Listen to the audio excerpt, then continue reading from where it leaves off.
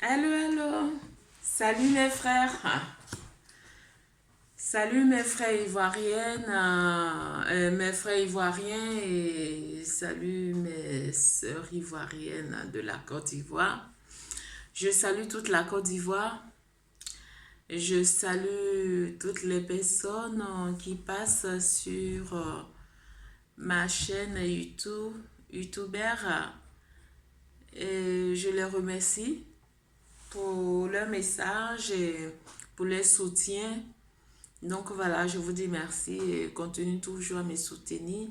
Et aussi, je vous demande de propager mes messages parce que ce sont des messages de paix, des messages de réconciliation et les messages d'une personne démocrate parce que je suis pour la paix, je suis pour la démocratie en Côte d'Ivoire. Donc je vais vous donner une petite, enfin, je vais vous adoucir un peu et me détendre aussi. Donc voilà, c'est une musique que j'aime bien ça. Donc, salut mes sœurs, je reviens encore, je vous dis salut, on ne finit jamais de saluer quelqu'un. Donc voilà. Aujourd'hui, je viens pour parler de Madame Yves Gbagbo, notre ancienne présidente, la femme de Laurent Gbagbo, qui s'appelle Yves Simone Gbagbo. Il y a une dame là qui a parlé un peu de Madame Yves Gbagbo. Elle est, je crois que c'est une activiste youtubeur qui fait ses commentaires de réconciliation et de transmission de chaînes activistes comme moi. Elle a parlé de Madame Yves Gbagbo qui est venue dans le village Oué. Elle a parlé de le fait que Madame Yves Gbagbo a parlé de génocide. Et ensuite, elle a parlé de beaucoup de choses où on n'était pas d'accord avec Madame Yves Gbagbo. Donc, elle a dit son mécontentement. Je respecte ses idées. Mais je pense que on est des personnes civilisées, les personnes vraiment qu'on a un but bien précis pour notre pays. Voilà, et qu'il y a des messages qu'on transmet. On peut transmettre notre mécontentement sans toutefois insulter une personne, traiter de amnésie ou bien de traiter de quelqu'un qui ne réfléchit pas et tout. Donc,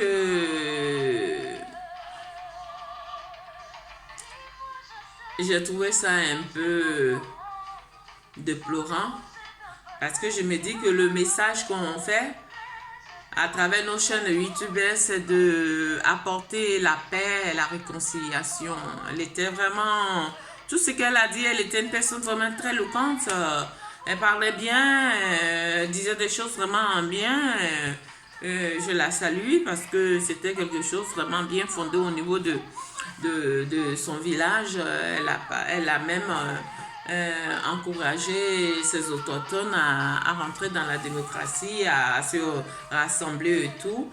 Mais ce que j'ai pas aimé dans son message, au niveau de Madame Simone Yves Gbagbo, elle a dit que Madame Yves Gbagbo est venue dans le village de Oué, que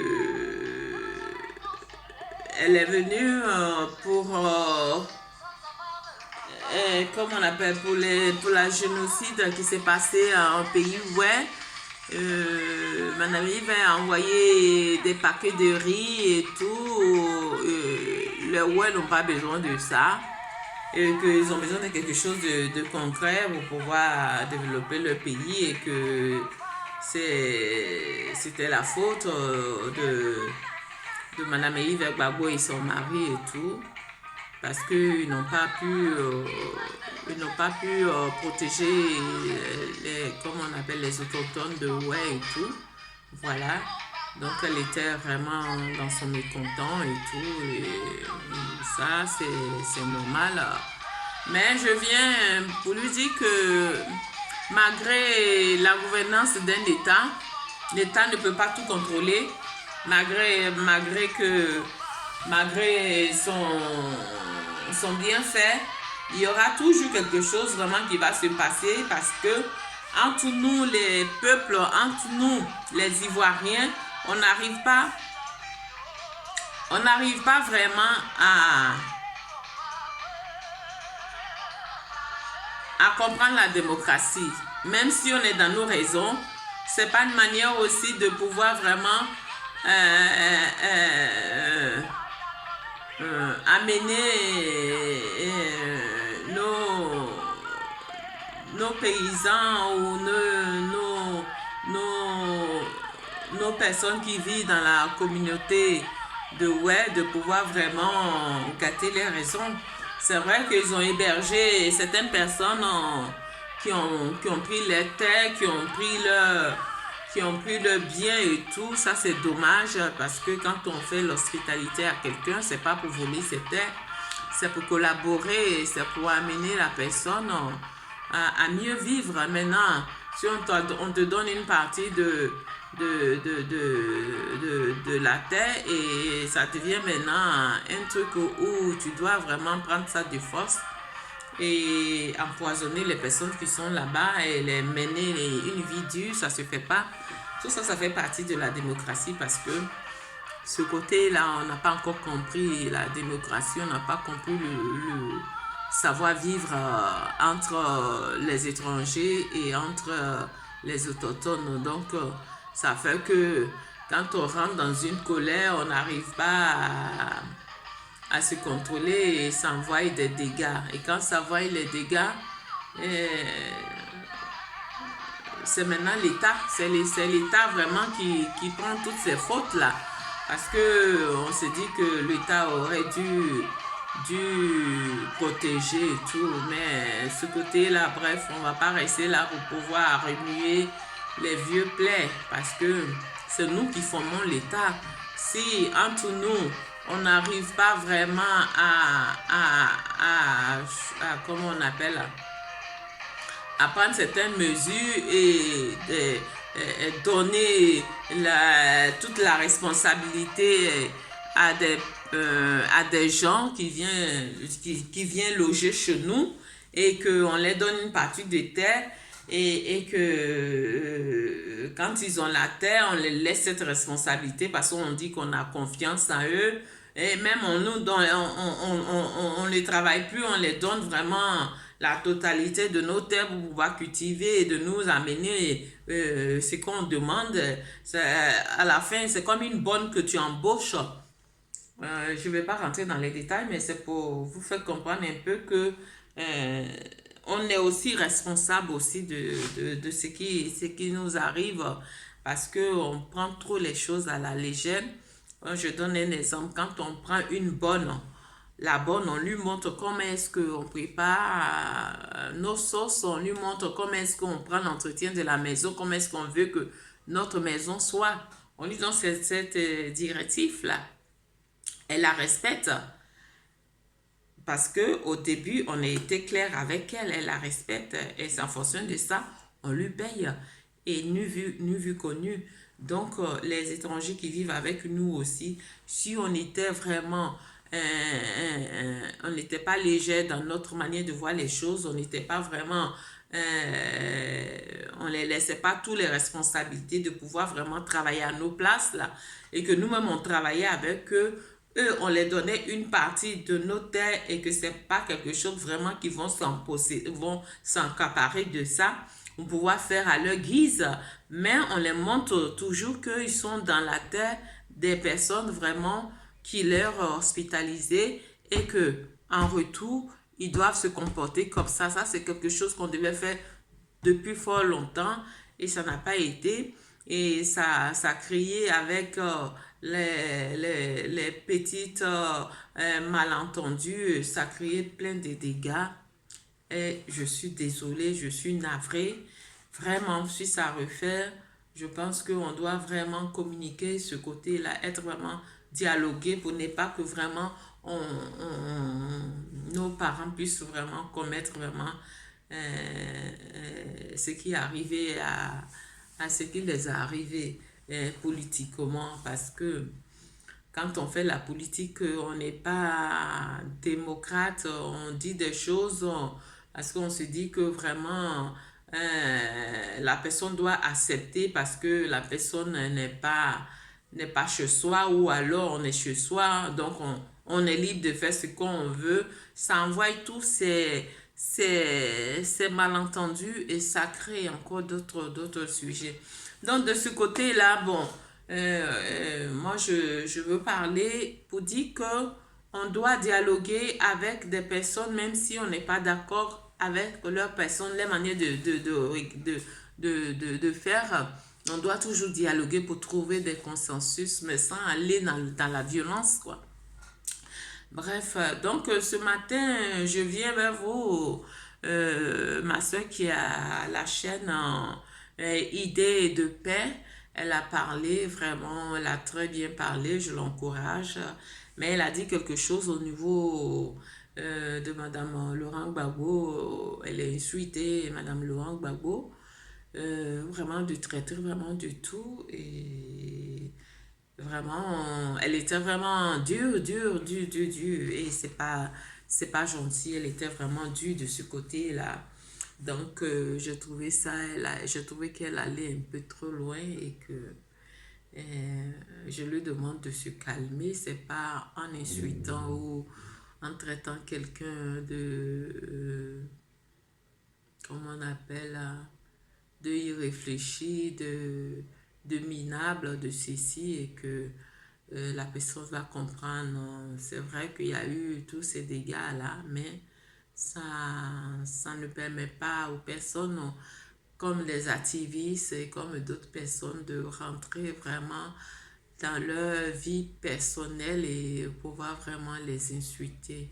Voilà, c'est ce côté-là que moi je déplore. On peut dire vraiment des choses vraiment qui sont en vérité des responsabilités qu'ils auront pris et qui n'ont pas pu respecter et que ça allait au dégâts et que c'est le peuple qui paye et tout. Donc de ce côté-là, ça, je vous donne le droit et c'est normal, c'est votre droit. Mais je suis un peu désolée de votre manière. Vous avez parlé aussi et que Madame Yves Gbagbo a envoyé le riz, que les personnes ouais, n'ont pas besoin du riz, il ne met pas de faim et tout. Moi, je pense que c'est pas ce que voulait transmettre Madame Yves Gbagbo. Quand on arrive dans un village, chez nous, le groupe à Caen, il faut qu'on amène, par exemple, un petit symbole. Le petit symbole, ça peut être le riz, ça peut être la boisson, ça peut être des cadeaux, d'autres choses. Donc, c'est pour amener à la personne, pour dire que je participe à votre douleur, je suis avec vous, je vous tends la main et je suis désolée de ce qui s'est passé. Donc là, je viens vers vous pour vous demander pardon et je demande au pays ouais, de me pardonner pour ce qui s'est passé et que vraiment et que les personnes ouais, sont vraiment dans la tristesse, sont vraiment dans un mémoire vraiment inoubliable. Donc, en tant que présidente de la République, femme de la présidente de la République, je gouvernais, j'ai pas pu vraiment avoir le contrôle de tout le monde et que mon pays est arrivé à ce stade-là. Donc, je suis vraiment désolée. Donc, là, le riz qu'elle a mené, ce n'est pas pour pouvoir vraiment payer le pays ouais, ou bien pour les donner à manger. C'est tout juste un symbole pour dire que je partage ma nourriture avec vous. Je vous donne ma solidarité. Je viens vers vous pour vous dire merci et pardon de m'avoir accepté dans votre dans votre village. Voilà, chez nous, du groupe Akan, c'est comme ça on raisonne. Mais ça ne veut pas dire que la population ouais, meurt de faim, qu'elles ont besoin de riz et tout. Elle peut pas faire ça, elle ne peut pas venir les insulter. Loin d'elle, ce n'est pas de son esprit d'insulter la population. Ouais. Donc, ma soeur, c'est pas ce côté-là que la manière que vous avez pensé, madame, je ne crois pas que madame Simone Gbagbo a eu ce genre de pensée-là pour pouvoir vraiment se foutre de la population. Ouais, voilà, elle a participé sa douleur et je crois qu'on doit l'encourager dans ce domaine-là, le fait que madame Yves Gbagbo est venue. Elle a tout ce qui s'est passé, elle aussi, elle a subi aussi des douleurs atroces. Vous avez vu aussi, Dieu merci, elle n'a pas perdu sa vie, elle n'a pas perdu ses parents. On l'a sauvée. Le côté où elle n'a pas pu vraiment trouver la paix de ce côté, il y en a qui sont partis et tout. Donc, si je veux voir, elle aussi, elle a subi les mêmes trucs que le pays où elle a subi, mais c'est que on l'a épargné. Donc là, c'est à peu près les mêmes douleurs, à peu près les mêmes compassions, puisqu'elle a été aussi victime de ça.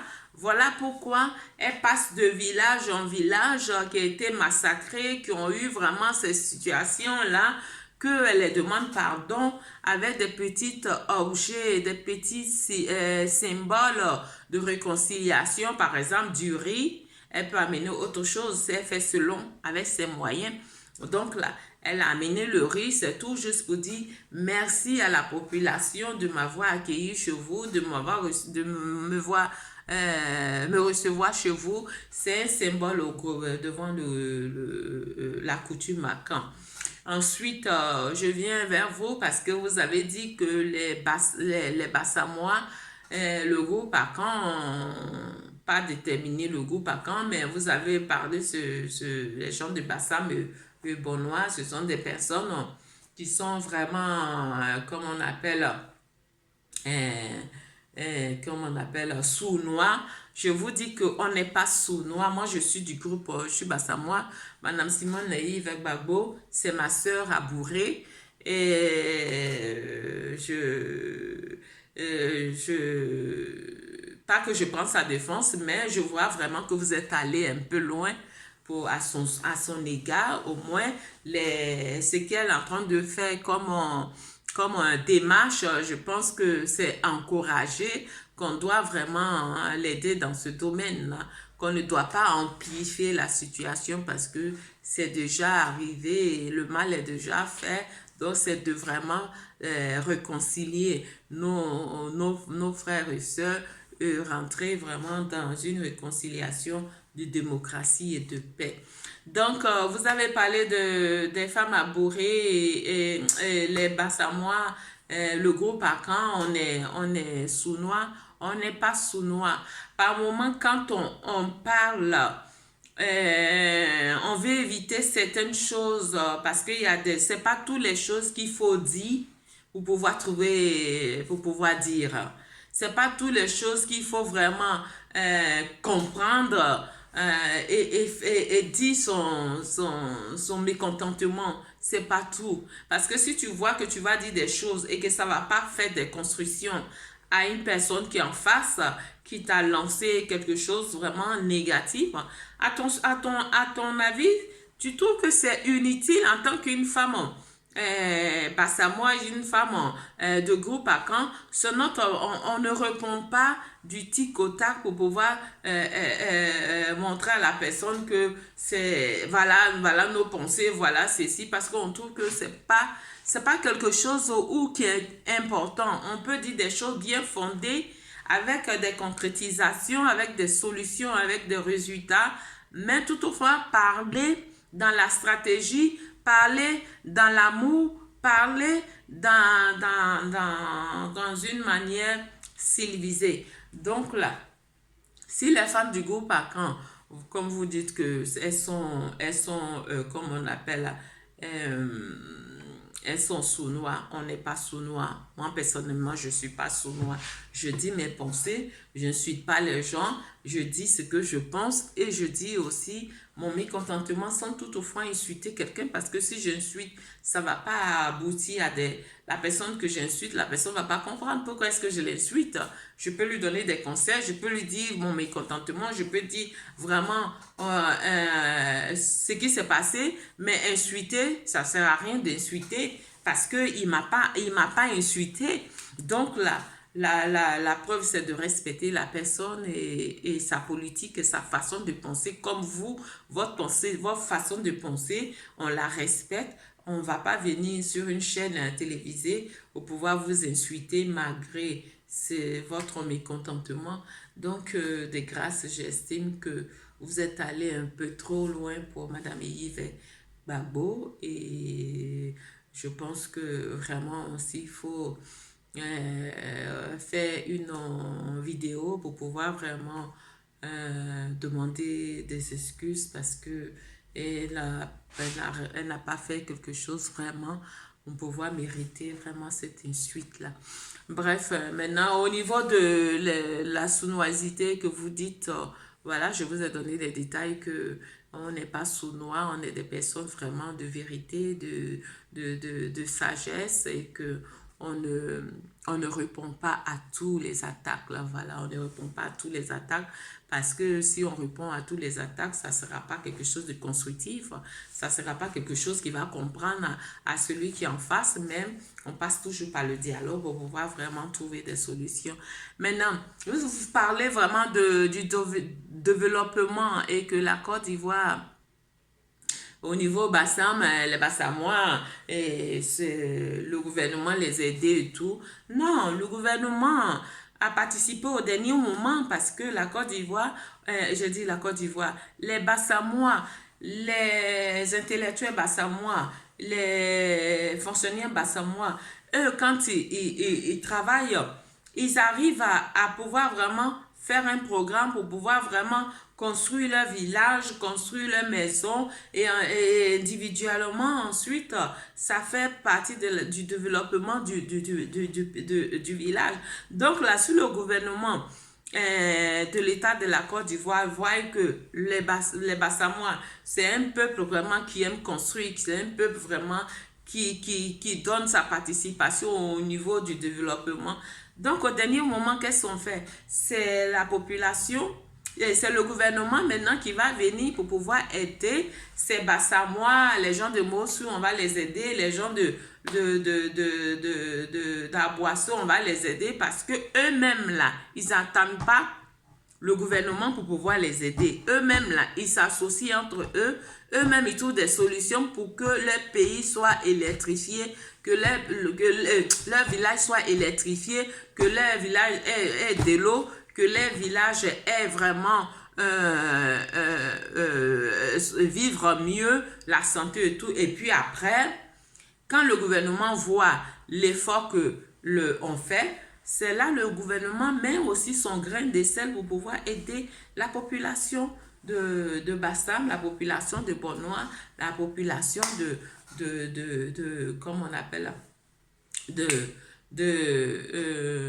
d'Assini et voilà, de Mossou. Donc là, la preuve, le président Gbagbo, il était président. Il était président. Il a son village là. Hein? Il a construit aussi dans son village. Donc là, les présidents, les ministres qui étaient aussi avec M. Gbagbo, ils ont fait aussi des petites comment on appelle, des petites constructions. Donc là, leurs subordonnés, disons les directeurs et les fonctionnaires qui sont dans les différents pays, ouais, ils devaient aussi faire ça. Si tu as des moyens, tu n'attends pas ce que tes moyens, choses, mais tu essaies de développer aussi ton village à travers tes petites économies et ensuite le village s'élargit. Après, quand le gouvernement voit ça, c'est là le gouvernement arrive à mettre, il arrive à participer. Donc, ça pour dire que ce n'est pas le gouvernement qui fait la construction d'un pays et d'une région où on se trouve, d'un village où on se trouve, mais c'est nous-mêmes, on doit participer et puis après le gouvernement arrive à pouvoir vraiment nous encourager dans les infrastructures, dans le développement de la santé, dans le développement du travail. Si nous-mêmes, on ne donne pas nos requêtes, on ne dit pas ce qu'on veut au gouvernement, le gouvernement n'est pas fichu de pouvoir vraiment imaginer tout ça. Il est là pour pouvoir travailler, amener la population à pouvoir vraiment avoir un développement meilleur et des solutions. Mais si c'est à nous vraiment de pouvoir vraiment faire des requêtes et de pouvoir vraiment trouver des solutions à travers nos politiques, à travers nos démocraties. Donc les gens de Bassam, là, ce sont des gens qui ont ces gens de pensée là parce qu'ils se disent qu'ils ont connu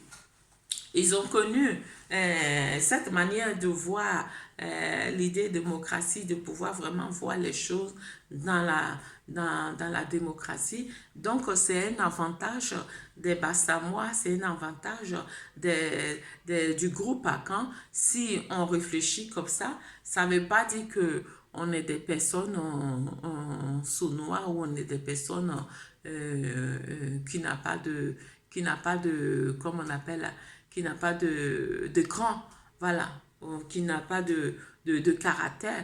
Non, on ne passe pas par ce genre de stratégie là parce qu'on trouve que ça ne va pas nous amener à des choses constructives. Voilà, c'est ce que je tenais à vous dire. Donc, aujourd'hui, quand vous dites que Anne Oloto, en train de développer son pays, elle permet à ses cadres du village web à pouvoir vraiment développer leur village. C'est ça vous devez passer dans ce système-là. Parce que s'il y avait 4-5 Anne Oloto pour pouvoir vraiment parler et avoir ce genre de pensée-là. Et vous avez cité aussi un jeune aussi qui est en train de travailler aussi dans ce village, ouais. S'il y a 10-15 personnes, vous allez voir que le pays, ouais, va se développer et il y aura le courant, il y aura l'électricité, il y aura de l'eau parce que l'État va pouvoir vraiment envoyer sa participation. Bref, je ne suis pas là pour donner tous ces détails, mais c'est pour vous dire que ce n'est pas le gouvernement qui fait, qui développe enfin, qui construit tous les villages de telle commune, mais c'est nous-mêmes, en tant que citoyens, on doit aussi avoir nos participations et ensuite le gouvernement vient faire le reste, les routes, l'hôpital, le tout à travers nos requêtes. Voilà. Donc on ne doit pas accuser Madame Simone Gbagbo. Elle, chez elle est bitumée, chez elle il y a des lycées, chez elle il y a ça, et puis nous, chez nous, il n'y a rien, donc elle se fout de vous. Non, si elle a eu l'idée chez elle pour faire le lycée, et d'autres personnes aussi ont eu l'idée de faire les lycées, donc là, les cadres aussi des pays ouais, aussi doivent avoir ce genre de pensée pour pouvoir aussi développer et l'Ouest et tout ça et pouvoir développer le pays de la Côte d'Ivoire et ensuite vient le gouvernement. Donc c'est de ce côté-là que je veux dire que c'est nous-mêmes on doit vraiment amener le gouvernement à pouvoir, à travers nos requêtes, à pouvoir vraiment travailler dans nos régions. Voilà. Donc, c'était ce que je voulais vous dire. Bref. Donc, il y a Madame Simone Gbagbo aussi qui a parlé de Monsieur Chicken Ja et le chanteur là, Chicken Ja ou bien Chicken Fakoli. Voilà, Chicken Fakoli. Elle a parlé de son mécontentement. Elle a fait vraiment quelque chose vraiment qui m'a tellement plu que je ne savais même pas aussi.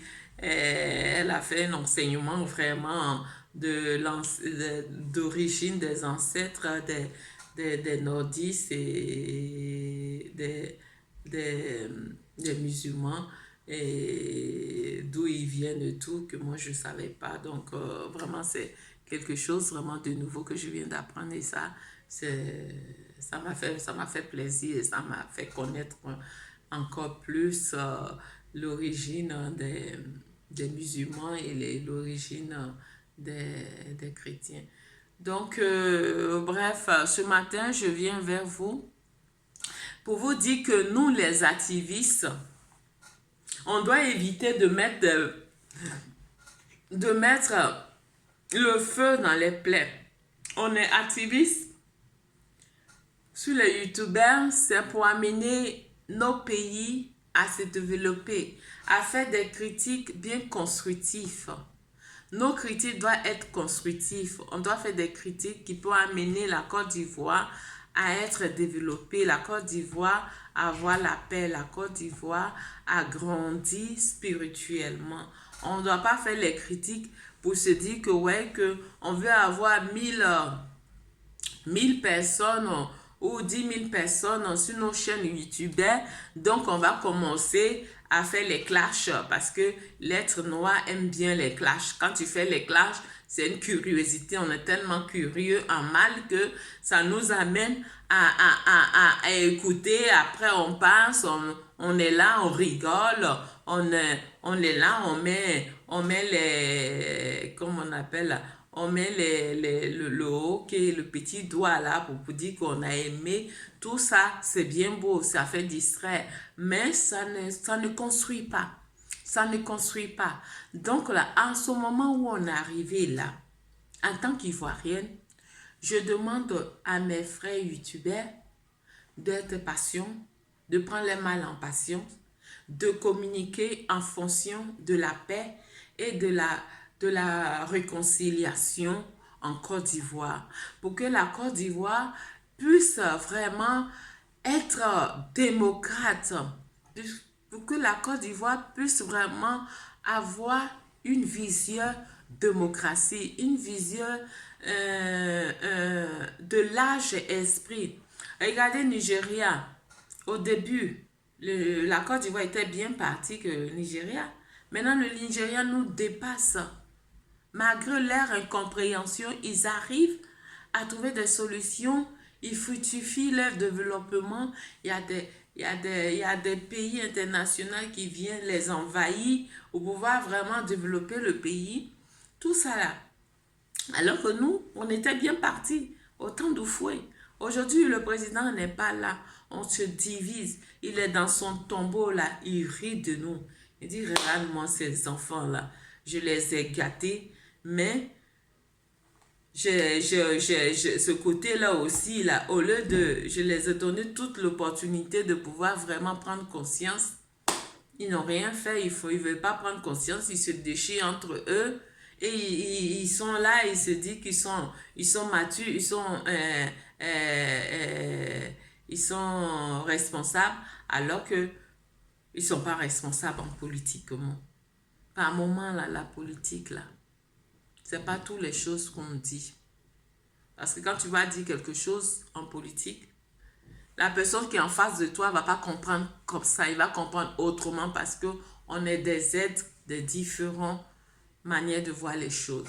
Donc là, quand on communique, on doit communiquer un truc où ça va dans les mêmes sens de dialogue, par exemple, la réconciliation, la paix, les critiques, mais il faut que ça soit les critiques bien constructives, pas les critiques d'injures, les critiques de, je sais pas moi, de mal parler à son ami, que la personne va comprendre. Donc, de ce côté-là, si vous faites des critiques qui n'est pas constructives et qui vous insultez les gens matin, midi, soir, ces personnes ne peuvent pas comprendre votre stratégie démocratique. Il va se dire, mais ce sont des jeux qu'ils sont en train de faire. C'est un jeu youtubeur, des clashs comme ce que Arafat fait avec ses amis, des clashs, et puis bon, ça rit et ça fait... Si au niveau des youtubeurs, vous venez à la politique et vous venez dans votre chaîne vidéo pour pouvoir commenter des différents politiques, leur manière de voir les choses, et vous-même en tant que youtubeur, vous ne donnez pas aussi l'exemple. Vous insultez les politiciens, vous dites n'importe quoi sur les chaînes.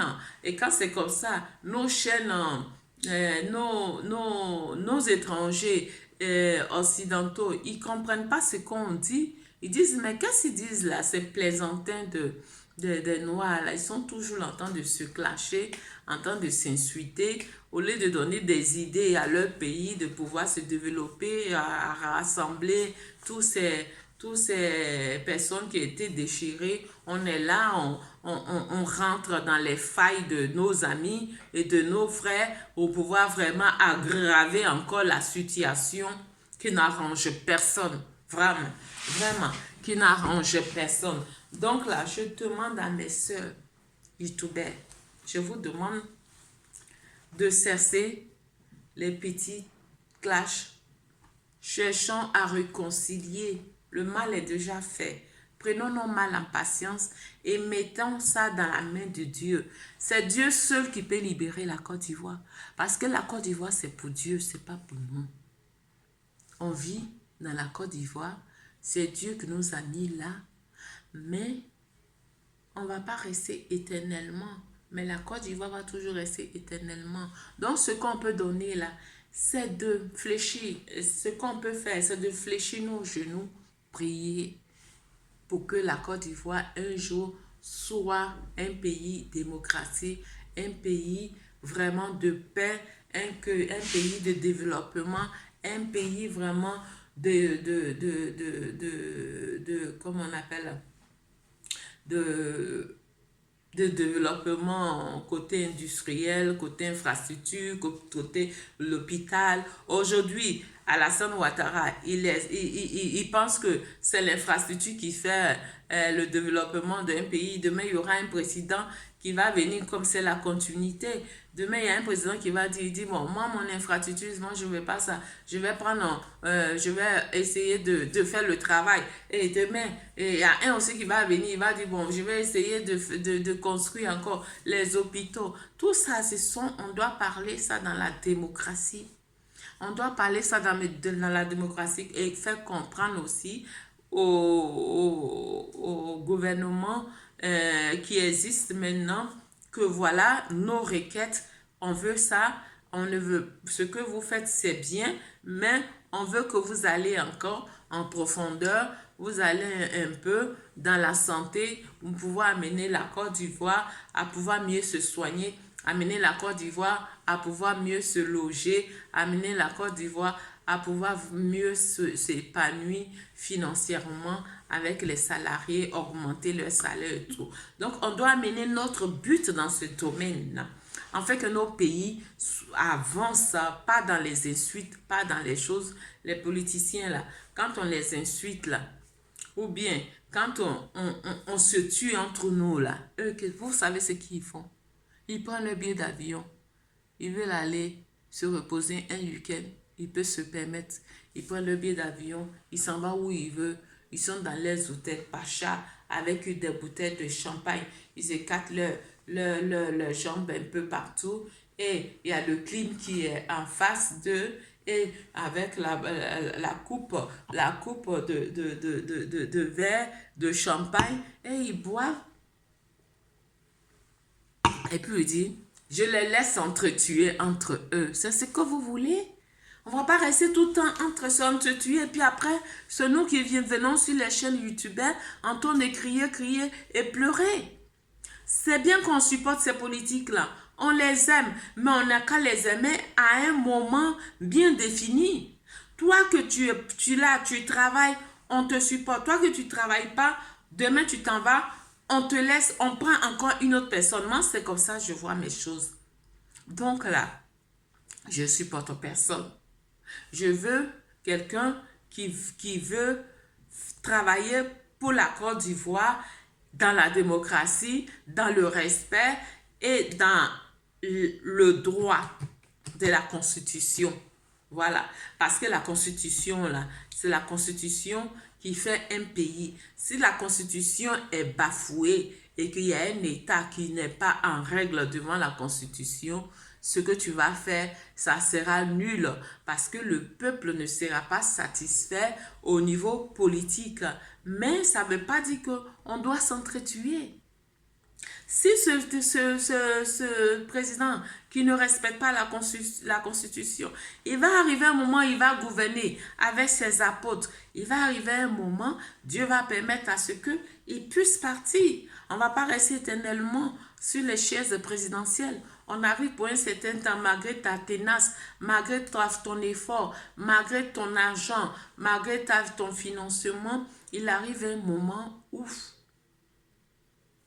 ça revient toujours au point de départ et Dieu dit aujourd'hui que tu veux ou tu ne veux pas, je t'enlève là. Aujourd'hui, tu veux ou tu ne veux pas, tu n'es pas là. Tu ne seras pas sur ce siège-là. Donc là, mettez notre mal en patience et donnez notre supplication et notre requête à notre Dieu, qui est le Dieu de la Côte d'Ivoire, qui est le Dieu tout-puissant, qui sait à quel moment il doit faire partie qui que ce soit, y compris nous. Donc là, il ne faudrait pas qu'on s'entretue. Il ne faudrait pas qu'on avance notre mort. Parce que Dieu sait à quel moment on doit mourir. Donc, il ne faudrait pas qu'on active notre mort. La vie est tellement belle qu'on doit l'exploiter. On doit vraiment l'amener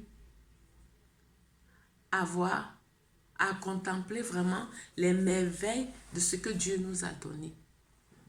Voilà. Donc là, mes frères ivoiriens, je vous demande, la politique là, c'est une âme très dangereuse. Donc là, si vous voulez faire la politique là, ayez dans la démocratie. Dans la démocratie, même si on vous attaque, n'allez pas prendre les fusils ni les couteaux. Vos fusils, c'est la bouche. Avec la démocratie, l'ouverture d'esprit, pour ne pas insulter. Mais quand tu es devant avec un enfant qui ne réfléchit pas, toi, tu lui montres comment est-ce qu'il doit réfléchir. Et c'est à travers le dialogue, c'est à travers la démocratie, c'est à travers ta manière de voir les choses que tu peux amener les politiciens à changer leur stratégie. Voilà. Donc, en tant que youtubeur, on ne cherche pas à avoir plusieurs vues, 5000 vues, ou 5000 abonnés, ou 200 000 abonnés. Ça ne sert à rien. Si tu as 200 000 abonnés et que tu actives encore la colère des Ivoiriens à ne pas comprendre la stratégie de la démocratie, tu attires la colère des Ivoiriens à ne pas comprendre la douceur de la paix. Tu attires les abonnés à ne pas comprendre la stratégie du dialogue. Ça ne sert à rien d'avoir ces 200 abonnés, ces 1000 abonnés, ces 1 million d'abonnés. Et puis, toi, tu as tes miettes que YouTube te paye et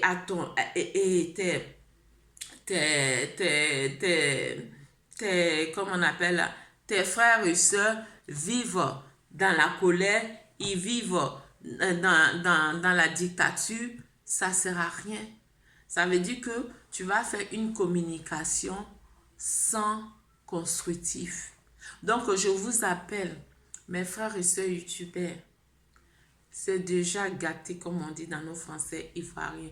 C'est déjà gâté. Donc, ce qu'on peut faire, ensemble avec Madame Simone Gbagbo, elle passe de ville en ville pour réconcilier. Monsieur Soro Guillaume aussi, il passe de région en région pour faire la réconciliation. En tant que youtubeur aussi, on doit aussi passer par les youtubeurs pour pouvoir faire la réconciliation à nos autochtones, à nos enfants, à nos frères, à nos dirigeants, pour les dire que la Côte d'Ivoire a besoin de la